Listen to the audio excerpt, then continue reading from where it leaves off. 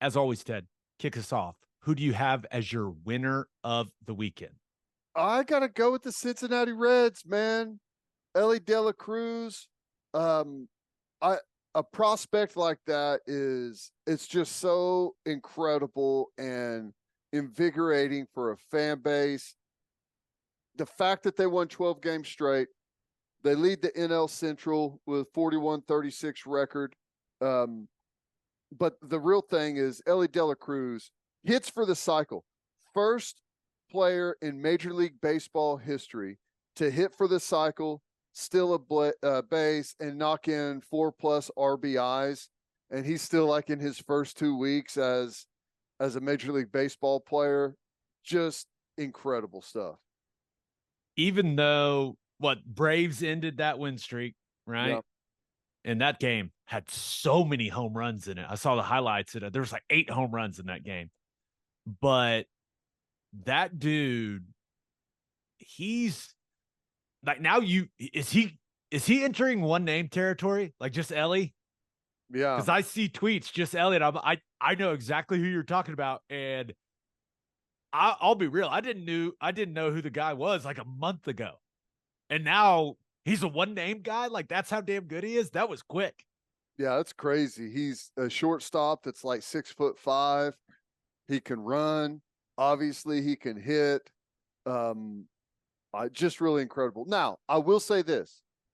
We have seen some stuff like this where a prospect makes it to the bigs and starts off just red hot.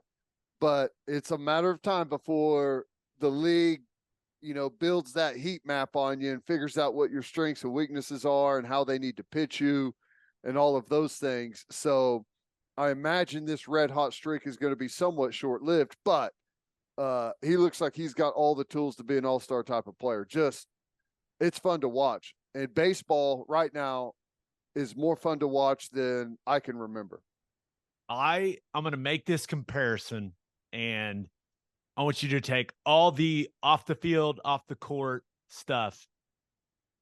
Is Elly, is he the Ja Morant of baseball? Like he's like so explosive and exciting to watch for me. And like just it's weird to be like, I really enjoy watching that guy run around the bases. Like I Yeah. don't think I've really ever said that about a guy, but he's just flying a million miles an hour. Like it's just there's something different about his explosion, his athleticism than a lot of other guys, right? Yeah. I don't know if Ja Morant's a good comparison, but that's kind of the feeling I get when I'm watching this dude play baseball. It's kind of how I feel when I watch Ja Morant play basketball. I'm just like, good Lord, man, look at this guy. Well, I haven't been to a stadium to watch Dela Cruz, but I can imagine whenever he steps to the batter's box, like there's a buzz in the stadium, right? Like whatever you're doing, like if you were at the restroom or you were ordering some peanuts or whatever, like there's got to be a buzz that everyone stops what they're doing and dials in for that moment. And I think that's the same thing with, I mean, you can say Morant, you could say like when any of the greats, like whether it's golf or, football, whatever it is, like it's must see TV for that moment whenever he's got an opportunity. So, yeah, I hope it continues. Like I said, they're going to build a book on him, how to attack him to make life way more difficult. But he looks like one of those rare talents as of right now. So it's going to be fun. And I like seeing the Reds get it going, man. It's nice. Yeah. Oh yeah. All right. Who do you have as your loser of the weekend? I had to go back to West Virginia, and I know we've talked about the Huggins still, but it it continues to. It sounds like it's turned into an ordeal, right? So, they've got to make a move on a head coach, and it sounds like, they were really interested in John Bayline, who is a Hall of Famer. Most recently, where was he? He was in the league, right? He went to he was the Cavs head Yeah, coach, and it failed miserably. was with the Cavs, but he spent some time in West Virginia in the early 2000s, was at Michigan for a long time. A coach that has a really nice pedigree. Sounds like, at least if you listen to what people are saying online, boosters and players unhappy with that situation and maybe shut that down. There's even rumors that Bob Huggins, to some degree, still has his hand in what's going on there, possibly. I don't know, with some influential people. But they ended up going within the coaching staff on an interim basis for a full year until next offseason, just to try and keep the roster intact. As you mentioned last time we talked about that, they've had some really good transfers, and they put together what looks like it's going to be a really promising team. So in an effort to keep all of that together, they had to keep it within the coaching staff currently. And who knows what's next with that whole debacle in West Virginia. Yeah.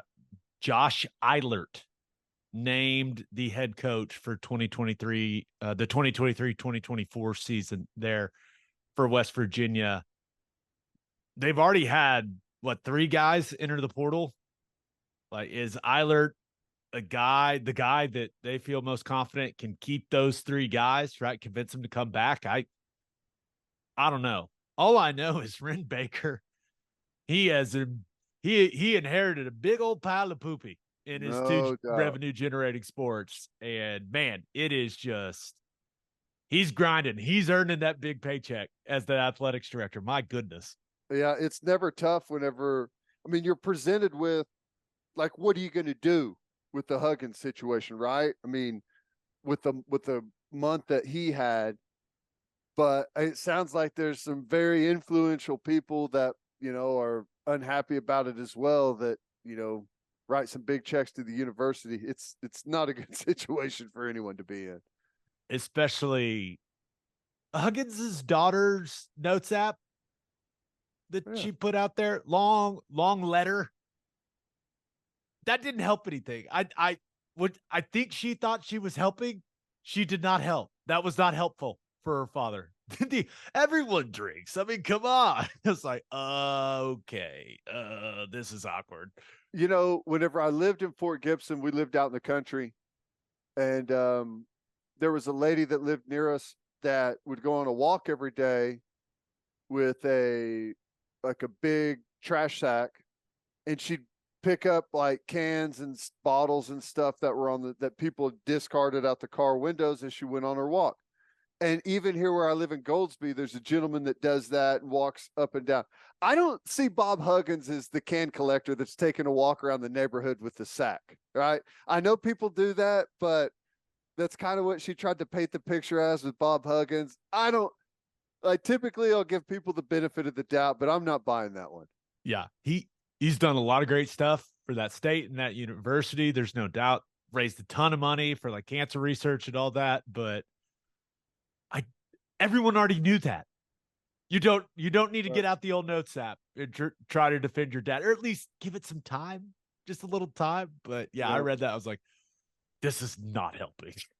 But hey, it's her dad. I get it. That's right. It's her dad. I get it.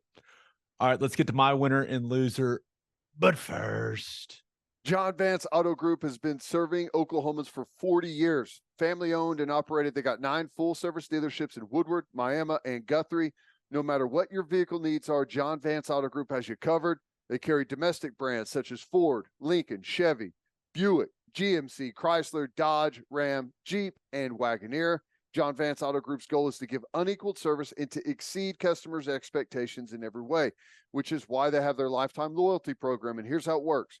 Buy a new or used car from them. All you have to do is get all of the manufacturer recommended maintenance done at the Vance dealership. And if something goes wrong with the components of your engine, transmission, drive, axle, or transfer unit, they will cover the repair costs. It's a great deal. You can browse their entire inventory or find the John Vance dealership near you at vanceautogroup.com. And First Fidelity Bank is a full-service financial institution based in Oklahoma with tailored solutions for all your personal and business needs. Checking accounts, saving accounts, home loans, and much more. They do it all. Whether it's online banking from your computer or mobile banking from your phone, everything is stress-free with FFB. Making mobile deposits, paying bills online, and moving money to different accounts could not be easier. Come on, ladies and gentlemen, make your life easier and go bank with First Fidelity Bank. Visit ffb.com for more information. All right, for my winner of the weekend, thought about going with the Los Angeles Angels. Been a lot of Angels content on this podcast lately. They beat the Colorado Rockies 25-1 there at Coors Field.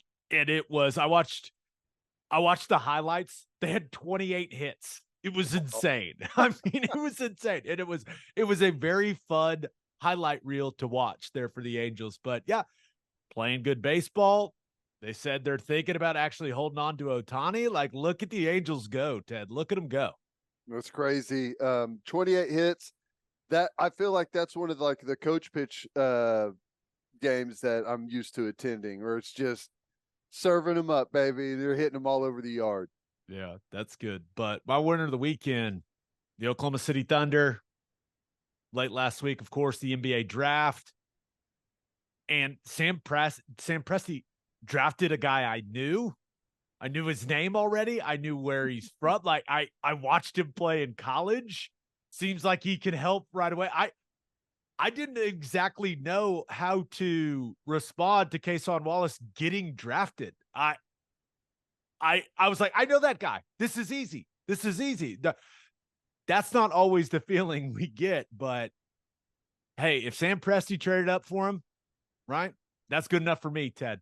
I believe in Presti and his evaluation ability, and I'm expecting, and I don't know if it's Cason, Cason. I think he probably answers to all of them. The only thing I saw was he said, do not call him Carson. That's the one that sets him off, which noted. Never going to call you Carson. Never. But seems like a guy that can help right away. And you and I love the guys that when the first thing that comes up is this guy has a motor and plays his ass off. Mm-hmm. I really don't need anything else. Like, just give me that. And if you play with that mentality, everything else will fall in place. I'm excited about the pick. Yeah. Were you shocked that like they maneuvered to get there? The trade with Dallas, and remember when we had Andrew Schlecht on to talk about it, he mentioned the Thunder taking on that Bertans contract, right? That's what ended up happening. And really, we'll see what happens with Davis Bertans if he ever plays for the Thunder or not. I'm not entirely sure what the plan is there, but you didn't give up anything. But and you're taking on a large contract, but they've got plenty of cap space, and you didn't give up any of those future assets to move up. Yeah, you gave up that pick and you took on Bertans. It's not like you gave up any of the bevy of future first rounders. So I had no problem with what he did. Yeah. Well, we'll see. I'm not as versed on Wallace as you are. I like it though. Athleticism, motor, great defender. I'll take it. See, like if he could do that and continue to develop a 3-point shot, it's going to be what you have to have. Yeah. Now he shot 35% from three at Kentucky, which is pretty dang solid, right? And you would expect that to get better. But, you know, on the list of the Thunder's needs, did I think 6'2" guard was at the top of that list? I did not. But he's got a 6'8" wingspan, right? And he's a playmaker. This is what the Thunder are just stockpiling guys that know what to do with the ball in their hands offensively and guys that are versatile pieces defensively, right? It's clear that's what Presti is doing, and Wallace can handle. The shooting is decent and it's going to improve. But man, he's got that dog in him. That's all that matters to me. Mark Daigneault compared him to Ed Reed, dude. The free safety, Ed Reed, the Hall of Famer. I was like, that's all I need to hear. That's all I need to hear. If he's Ed Reed, my goodness, let's go. I'll take that. Yeah, it's interesting. And maybe this is dumb of me, but I feel like the pick also kind of says a lot about what they think of the current roster. Yeah. Right? Like, it's not like a reach or a stretch.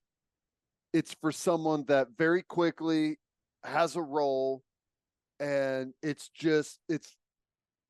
being able to like play make, as you said, defend, develop a 3-point shot, but someone that can kind of help you right away that isn't going to be a long-term project. Just feels like could be a decent piece for you right away. Yeah, which is exciting.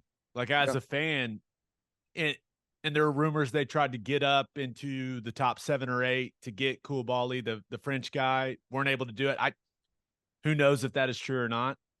But when you look at Cason Wallace, he looks like a guy that's going to be in the rotation right away, right? Especially now he had a little bit of a back issue, but I would imagine that they get that all straightened away there. The Thunder have a great reputation of, taking care of their guys and doing some preventative stuff when it comes to things that linger like that. But I was fired up, went and watched all the highlights I could find. And some people are comparing him to Dort and wondering what this means for Dort's future. If you have multiple guys that bring it night in and night out like Dort, give me all those guys. I want them all. Right. Yes. Give me all of them. But this is what Kevin O'Connor had in his draft guide, and I think he does a really good job for the Ringer. This is what he said about Wallace. Defends much bigger than his height would suggest, much like Drew Holiday. He hounds opponents with his length, toughness, and fundamentals. Ted, Drew Holiday is one of our favorite NBA players, and it's pretty simple. We watch him play basketball, and you think the guy can play football because of the way that he plays basketball. And that's essentially the biggest compliment you and I can give an NBA player. Well, whenever you've got a guy that you mentioned the wingspan and he's 6'2", like he probably makes a lot of plays because it's hard to just envision a guy like with that type of reach at that size. Like you feel like you've got an edge on him, but because of the reach, he's able to sniff out mistakes from guys and make plays. So yeah, man, I'm not going to sit here and say that like I'm just like in love with the pick, but I think it's got a chance to be incredibly solid. A lot of upside. Yeah, if the shooting improves, that's good. And I don't know why it became such a big deal. Right now, clearly, the reporter that asked him about comparing Lexington, Kentucky, and Oklahoma City, that guy clearly has no clue that Oklahoma City is one of the 25 biggest cities in America. He's got no clue, and that's fine. That's fine. But, and you and I would say we are, when it comes to the state of Oklahoma, we are homers, right? We get defensive, right? Just like a lot of Oklahomans. We carry that chip. You're born with it when you're born here. But I think some people just got a little too sensitive about Cason Wallace saying that there's not a lot to do in Oklahoma City, right? And he hasn't spent a lot of time here. He, in time, is going to find there are plenty of things to do when you live in the state of Oklahoma and you live in Oklahoma City.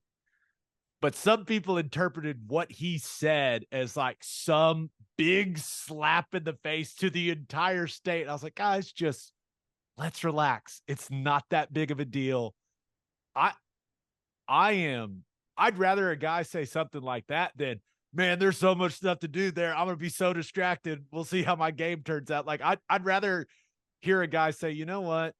There may not be much to do, but I can focus. And I mean, the guy literally said, I'm perfectly fine being in Oklahoma, but that was already after he said there's nothing to do, and people were pissed. So pissed. Yeah, quit getting upset. You're putting out a bunch of small city energy. We don't need that. Yeah. Big city energy only. Big like city that. energy only. Like you just take that water off a duck's back, doesn't mean anything. He'll be fine whenever he comes here. There's plenty to do. He'll be shocked to find out that, we don't ride horses to work, and, we got cell coverage and everything. It's going to be great. It's going to be like he hit the lottery. He's not even going to know what to expect. It's going to be amazing. We got Wi-Fi. We got great Wi-Fi. We got great cuisine. Got everything you want. Yeah, he'll be fine. One other piece of Thunder stuff is, we'd talked about Vasily Micic And I continue to hear it like 6 different ways. Michich. I'm not entirely sure how you say it, but he's made the decision, right? And this is Euro League, Turkish League, like guy can ball, right? He's made a decision. He wants to play in the NBA.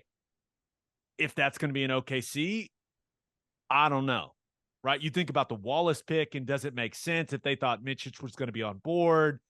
That's an interesting discussion. But at the very least, Sam Presti is going to go try to find some value for this guy, right? Because they have his rights. So that has become a very interesting situation with him. And that's a guy that is a veteran guy. I think he's 29 or so. And I don't know. I don't know what's going to happen, but it's kind of fun to imagine what the Thunder could flip him into, or if he's fine with playing here, then let's go, man. Lace him up. Yeah.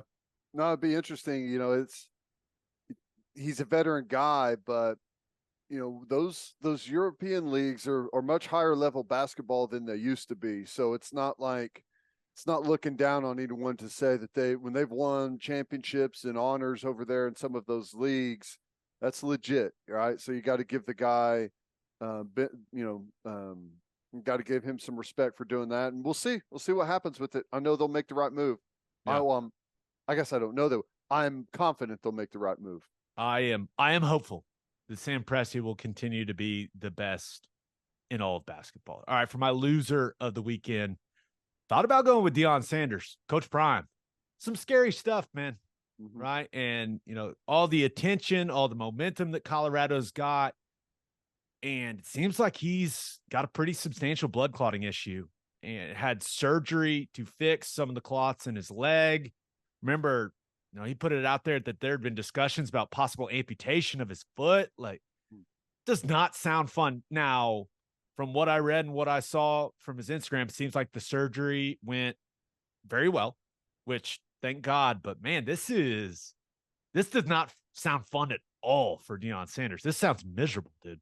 No, he's had to use those scooters and stuff to get around. You know, it's from a former athlete to see like there was a video of him floating around on Twitter last couple of days of just a highlight reel of a bunch of his interception returns and punt returns for touchdowns, and the guy was incredible. Like, by far the fastest guy on the field at all times. Like, high stepping as soon as he catches the ball, and there's people that can't catch him when he's doing that, like fast guys. It's incredible. So to know that that's what he was, and now for so long he's been reduced to a ton of pain and not being able to be very mobile is it's not what you want. Hopefully, you know, they fix it and he gets some good blood flow back to his feet and his legs and is able to recover a bit and get some of that use back. But I don't know. We'll see. Yeah. I want him to be at full strength, man, because I think him and what he's either going to accomplish or not accomplish with that program, I think it's the most interesting story in college football. Yeah. I really do. So hopefully he gets back to, 100% and is able to put all of his effort and energy into that, as opposed to, not worrying about whether or not he's got to get his foot cut off. Right. I know. That's God. That would just having that linger over you. I can't imagine. Oh my gosh. But my loser of the weekend, man, we haven't talked about Les Miles in a long time. No, we have not. And he's back, baby, because, and I'm not sure if you would ask me, hey, is Les Miles a college football Hall of Fame worthy coach? My initial reaction probably would have been no, but I mean, it's definitely a conversation. But now it seems like he's definitely not, because LSU vacated 37 wins from his tenure because of some recruiting violations during that period of time. That dropped his winning percentage as a head coach from 66% to 59%. Just a reminder, the criteria for a coach to get into the College Football Hall of Fame, the threshold, is 60%. Ouch, Ted. Ouch. That is brutal. Well, like the double ouch part of it is I haven't done the math, but I got to imagine had he not gone to Kansas, he probably would have stayed at 60%. Oh, yeah. There's no Right. doubt. Because all they did was lose when he was That's there. all He they was did. awful. Right. So, yeah, that's tough. And now, remember, he was let go at Kansas because of some unflattering accusations from his time at LSU, right? Being inappropriate with female staffers, right? And that's why Kansas said, "Hey, you're losing and this, you got to go, man." But I I look at this situation because this is something we talked about when Mike Leach passed away, right? Mm-hmm. That the College Football Hall of Fame should make an exception for Mike Leach, right? Because he won 59% of his games. But Mike Leach is 59% and Les Miles 59%. Like all these circumstances that factor into both. The number is the same, but those are not equal situations. You know what I mean? Yep. I think the College Football Hall of Fame would be willing, with the tragic passing of Leach and him just the air raid and what it has done to football. Like Mike Leach should be in. I don't think really many people are going to go to bat for Les Miles from just what I've ever heard about the guy. Right. Yeah. And listen, I don't know. All I know is accusations and stories. I don't know the guy. It's just you hate how like the vacated wins, which I think is stupid. I know am. it only ends up really affecting him. You know, like of everyone involved. Like even when you're talking about championships and stuff, and I'm not necessarily talking about LSU here, but it's like USC. We all watched the championship. We know who won it. Like we know who won the Heisman. You can take it away if you want. Like most people are going to go ahead and claim those people are the best or whatever. But in this situation, it's like you've no one cares about the 37 vacated wins except for maybe the guy who needed them to be eligible for the Hall of Fame. Yeah, and the thing is, it's like this is all about extra benefits to I think a recruit's dad. And now you look at it, people are paying these recruits and their families left and right. There's bidding wars to get these guys to come to school, and you're vacating 37 wins that could keep Les Miles out of the Hall of Fame. You just look at this situation. Les Miles has to look at it and be like, really? I mean, really? Like that's what we're doing. Wait a second. You're telling me the quarterback is getting paid $1 million for this upcoming season, and we're vacating 37 wins because someone gave a player's. Yeah, it seems like you almost have to like anything that happened after this point is now okay. Like you just don't even go back and waste your time on resources on that. But that's the NCAA for you. Well, and I think from what I understand, it was like LSU implemented this stuff on themselves, right? Because they got the notice of allegations and all that. Which we've all learned you never do. Never do. You never cooperate. Don't vacate your own wins. What are y'all doing? The NCAA, that let them, they're going to do whatever they're going to do, right? It has been proven that if you cooperate, go ask Mike Boynton in Oklahoma State basketball what cooperating with the NCAA gets you.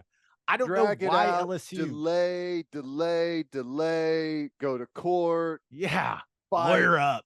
It doesn't matter how small you fight, every little piece of it tooth and nail. Absolutely. Maybe the leadership at LSU is just like, we hate Les Miles. We're vacating these wins. Someone's like, hey, you know what 37 wins would do to his winning percentage? Oh, I guarantee you, whoever's decision that was, it's awfully suspicious that it landed right at 59, right? Someone did some math in that thing. That's wild. On that note,